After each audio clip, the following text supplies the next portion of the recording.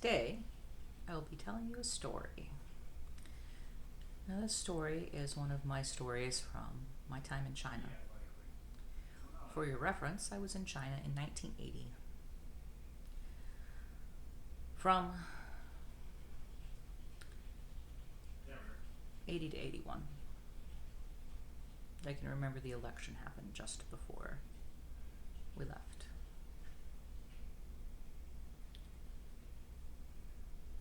My family and I were one of the very first Westerners in Harbin, China since World War II.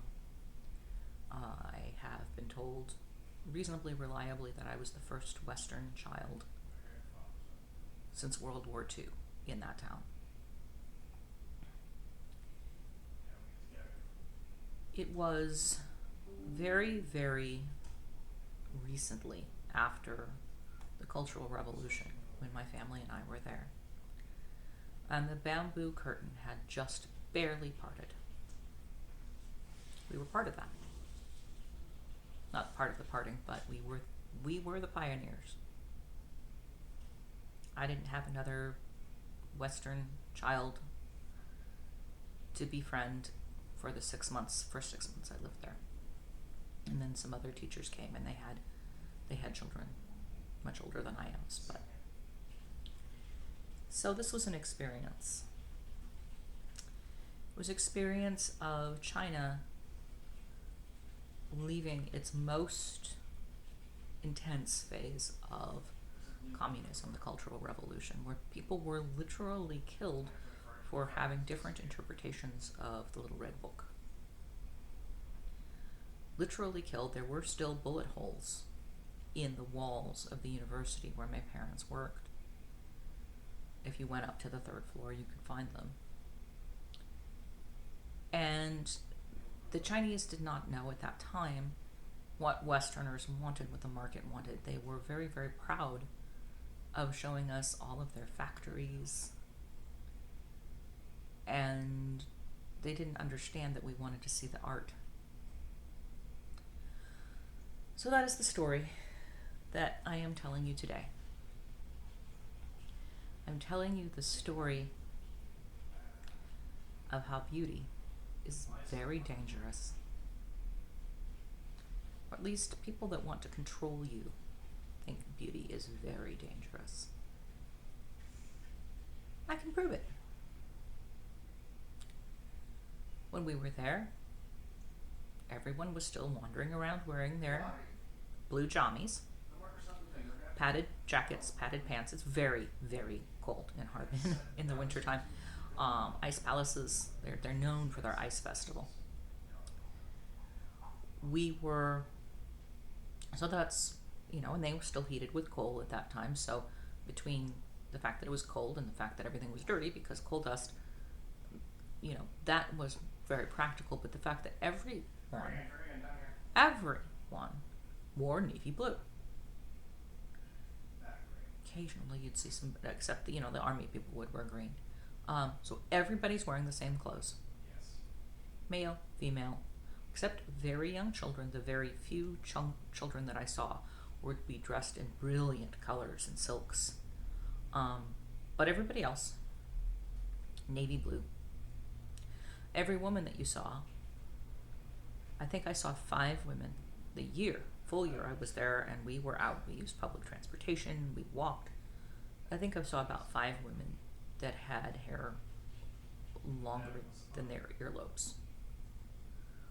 Like it here. And they most of very plain haircuts.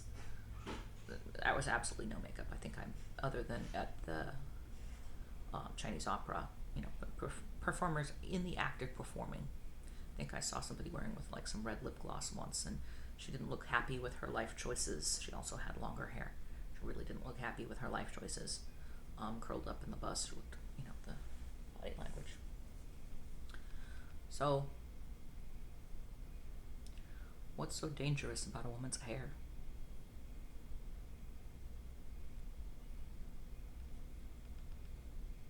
There has to be something. because people were getting shot for being bourgeois. Bourgeois meant having hair that was too long.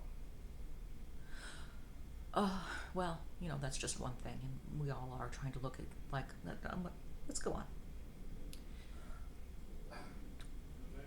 We lived for a time in the university, teachers area, and we would walk through an area of like what would be suburbs here, like small homes on a block together, except the block was dirt. So this was small homes on dirt with, I believe, if I recall correctly, the street was paved, but the lots were all dirt. There was no grass. And I don't mean there was no grass in the winter, because obviously there was just snow in the winter. But no, in the summer there was no grass. There were no flowers. So one man had a little strip of wildflowers in front of his house. Everybody else just had packed earth. Did you know that flowers are dangerous? He was being a radical. He was being bourgeois. He was courting death for flowers. So they would, they had the packed, it would probably be packed earth here, quite frankly, if we didn't have, driveways. And, of course, they didn't have private cars at that time. And it'd be just yard to yard to yard. I mean, I'm not mad at it if we didn't have any grass or trees, flowers. And they would have communal, like, compost heaps. It was like scrap veggies on the thing. And then they had let the pigs loose to eat so there were pigs wandering around on the dirt. And the only grain you saw was that big pile of essentially cabbage, chopped up, the outside leaves of cabbage. Because pigs were valuable. So the pigs could wander around. There's some geese wandering around. Dogs were bourgeois. There were some dogs, and they were kept in backyards. You could hear them bark occasionally.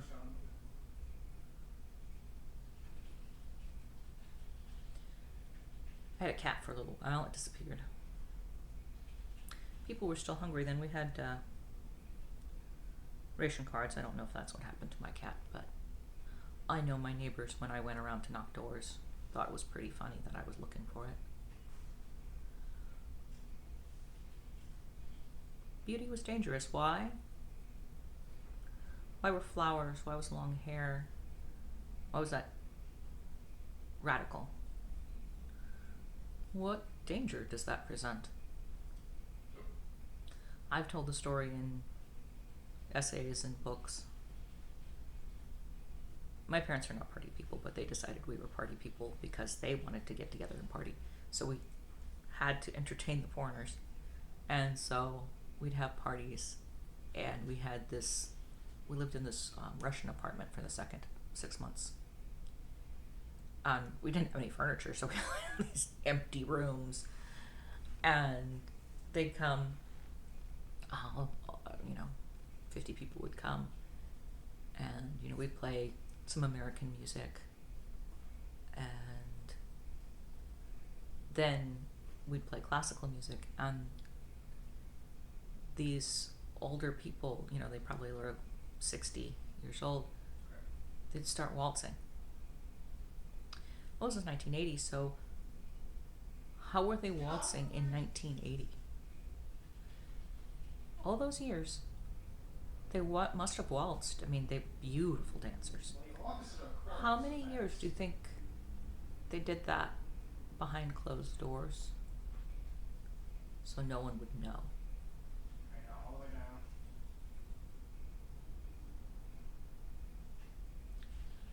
I saw so many smashed up statues, bas reliefs on the side of mountains, the faces bashed in.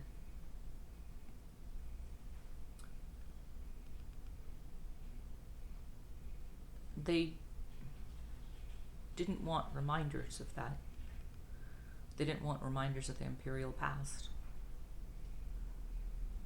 They didn't want it to be beautiful. And so on the outside, everything was gray and black and navy blue, and on the inside, you could find beauty, because people will not live without beauty. People will court death for beauty.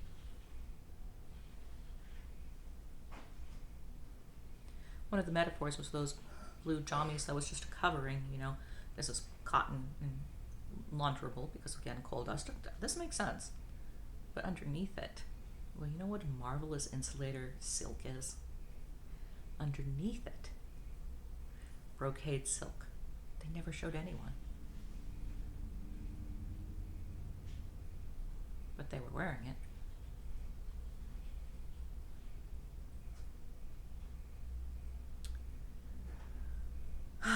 As crazy foreigners, we got some padded jackets that were visible. We wore those. Eventually, when we figured out that, buying the clothes that are made for the people that live in the place tends to make more sense than bringing your own stuff. But beauty. The great fortune to have walked through the Forbidden Palace. Tour group. Half a dozen foreigners with our interpreters and the tour guide. So seeing the intricate painting, because they kept up the Forbidden Palace, but just, the palace, like they kept this one little, they kept some things, but most of the things were gone. And then right outside in Tiananmen Square, there was this little temporary building, and on it were a ton of, row upon row of folding tables. On the folding tables were jade sculptures, Buddhas, palaces, all that kind of thing. This tall, this wide, intricate, white jade, lavender jade. I can't even think how valuable these things are. But I wondered what happened to the rest of them. And what an odd thing to do, to just collect them and stick them. I'm not joking, just like folding tables in this temporary building with there was no presentation. It was just like, what do we do with these things? So much goes on. So much art was destroyed. So much was bashed. I mean, I saw plenty that was bashed. I saw plenty that was destroyed. Destroyed people. Why would they care about things? Our family and the other foreigners who had started coming through when the bamboo curtain gave them a shock, because we wanted the beauty. And I got dragged through, steel factories and all this stuff, and finally they took us to the embroidery factory. And they learned from us. Just by part of why we were there. My parents were teachers, English teachers. I read later that the Embroidery Guild was one of the first guilds to inspire communism, because for centuries they had an arrangement where the young would care for the old, because the embroidery that they did was so intricate, and they did it, all the daylight hours, day after day after day, for their entire life, that they would eventually go blind. So the first job for the apprentice was taking care of the ladies who had gone blind. It was a women's only thing. So the factory was row upon row of ladies sitting in chairs, not the nicest chairs, with a little table in front of them, and each of them had a embroidery frame on their laps, but are, in their hands here, but on their laps, they had mirrors because a lot of them were doing double-sided embroidery with a single strand of silk thread. You know, they put 300 colors in a cat's eye. If you've never seen these, they are so realistic. They had a piece sewn on silk, of course, with goldfish, double-sided goldfish, and they had mounted it, and they put it in front of a fan, so it rippled. It's just breathtaking. There's just this level of craftsmanship and beauty, and like your jaw's dropping. Someone's going to go blind for that. It's not free. They kept that because it brought them money.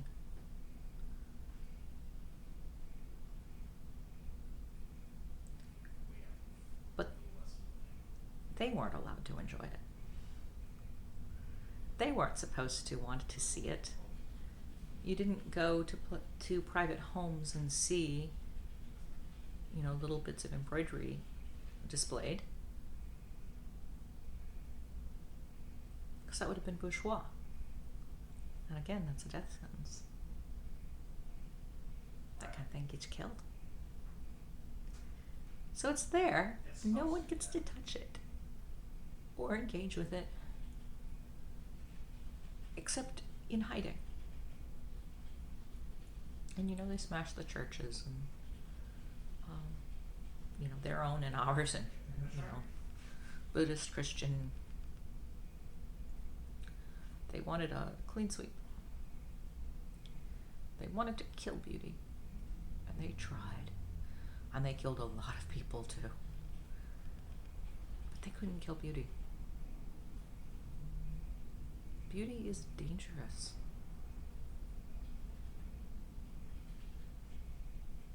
So, my story today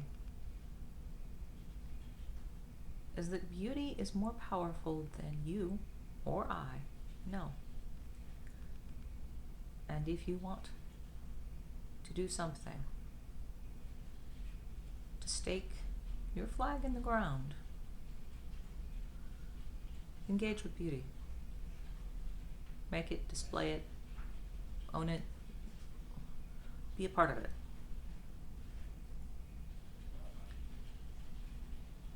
Beauty is meant to be for everyone. It is a part of this universe, and it's a part of things that we humans need to create. Beauty is this transcendent window where you connect with something that's more. And it is somehow limited in time. There's a very, very few things that are beautiful forever. There are, they exist. But even those, entropy is coming for it. But yet beauty comes up another place and another. And we hunger to engage with it, to make it, to have it, to participate with beauty. Because we hunger for transcendence. We hunger for that window to God, the window to the other world. And that, my dear friends, is why beauty is dangerous, and why they smashed all those statues and even kept women from having long hair.